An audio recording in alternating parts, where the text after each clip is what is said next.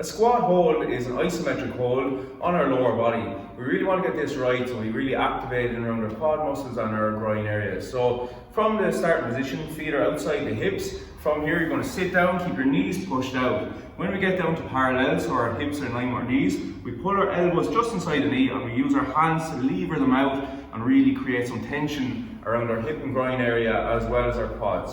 So from the side, feet outside the hips, we're going to sit down and back, and then we're going to lever the knees out to create that tension along the groin. And that's a squat. An RDL hold, Romanian deadlift, is a hold where we're going to create tension on the hamstrings and hold in position to get the blood flowing in the area. So our starting position is going to be feet shoulder width apart. We're going to unlock our knees here and we're going to hinge our hips back, back and back until we feel our hamstrings engage. We're going to hold this position then for as long as time specified and then stand back up. From the side, shoulder width feet apart, unlock our knees, hips go back, back, back, back, and our knees stay where they are. We're going to keep our feet planted down and hold this position for as long as specified. You should really feel it on your hamstrings. If you're not, just try and push back further with the hips.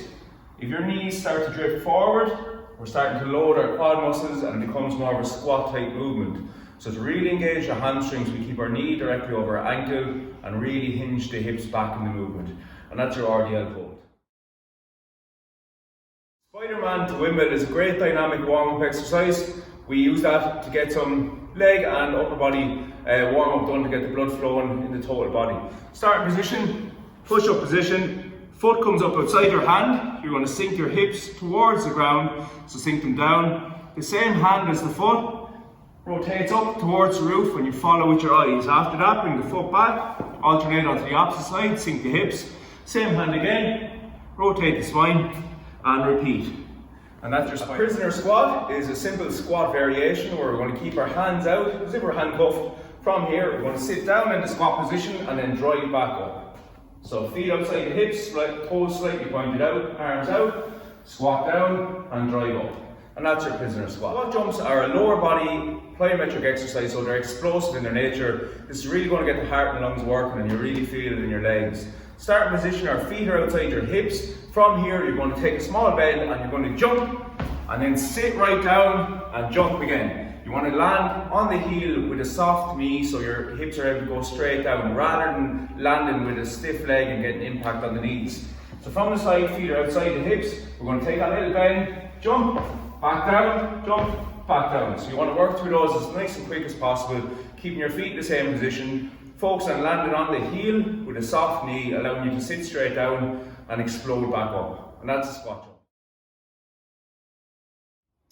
Squats are one of your lower body compound movements, meaning we're going to engage more than just one muscle when we're doing it. One of the biggest and strongest movements the body can complete, and being able to do a bodyweight squat efficiently is super important.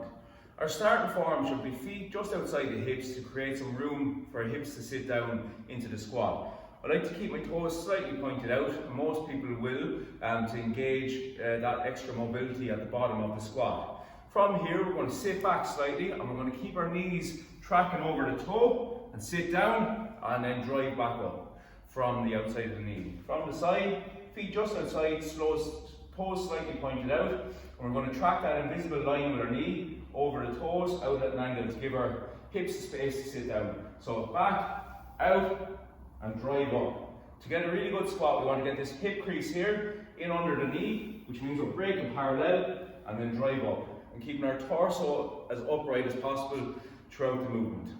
Any questions on squat? Single leg glute bridge is a hamstring dominant movement, similar to a glute bridge, but we're really going to isolate each hamstring individually and get some really good work in. Our starting position is on the ground, so we lie flat on our back. From here, you're going to bring one heel right in towards your bum. You're going to bring the other leg straight up. Push your knees together, so you've really pushed them together and keeping them nice and straight.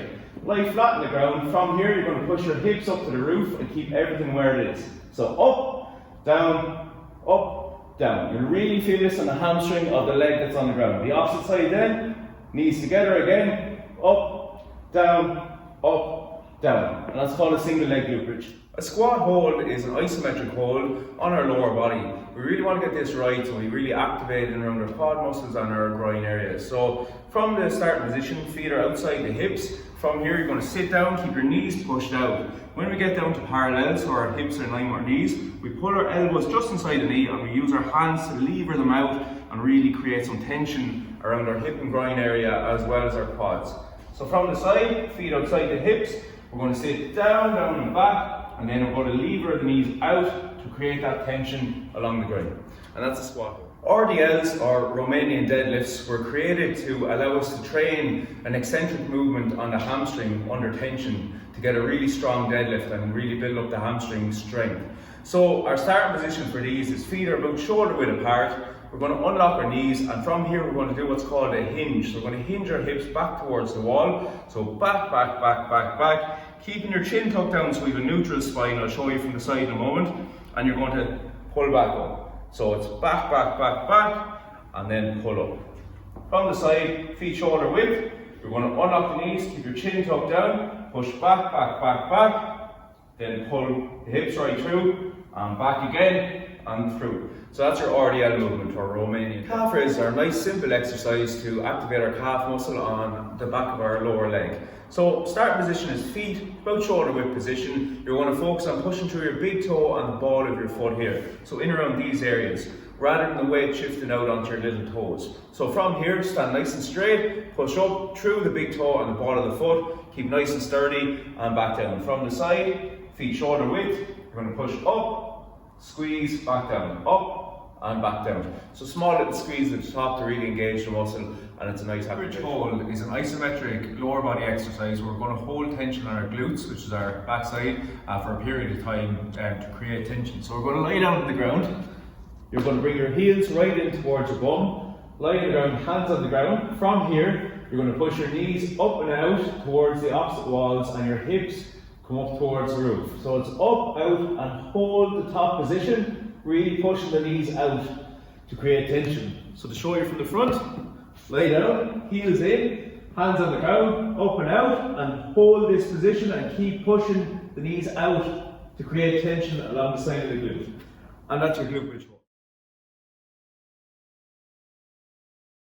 A flutter kick is a lower abdominal core movement where we're going to engage our hip flexors throughout the movement and really work the lower part of our core. Your starting position is on the ground, lying on your back. I like to pull my knees into my chest, which means our lower back is on the ground. From here, you're going to push your feet out about 6 inches off the ground and keep your toes pulled back towards you. This engages our hip flexors, which is the driving force behind the movement. From here, feet come heel to toe distance, up and down, keeping the toes pulled back throughout, and you work for the prescribed time. This is called a flutter kick. Cycling the legs is a great way to alternate on your lower body hip flexors and lower core. So our starting position is lying flat on the ground. Both our knees come into our chest like this. We're going to push one leg out at a time. Keep your toe flexed back towards your face and keep the other leg in. From here, pull back in, cycle the other leg out, then opposite, and just keep working through that alternate motion. You want to bring the feet to about 6 inches off the ground, and that's where you're going to get your optimum pull on the core. So the gill sit-ups are a lovely core exercise. We're going to work a bit of the sternum area and our lower core. So we're starting on the ground, lying on our back. From here, we're going to raise our legs up, keep your toes pulled back and keep your knees out from the hip. Hands come up towards the roof, and from here, you're going to sit up and bring your hands directly up to the roof. So it's up and down. You get a lovely work across the top of the core, and because your legs are up in the air, you're holding some tension on your lower core as well. So it's a great full core exercise for the front of the core, and that's a gill sit-up.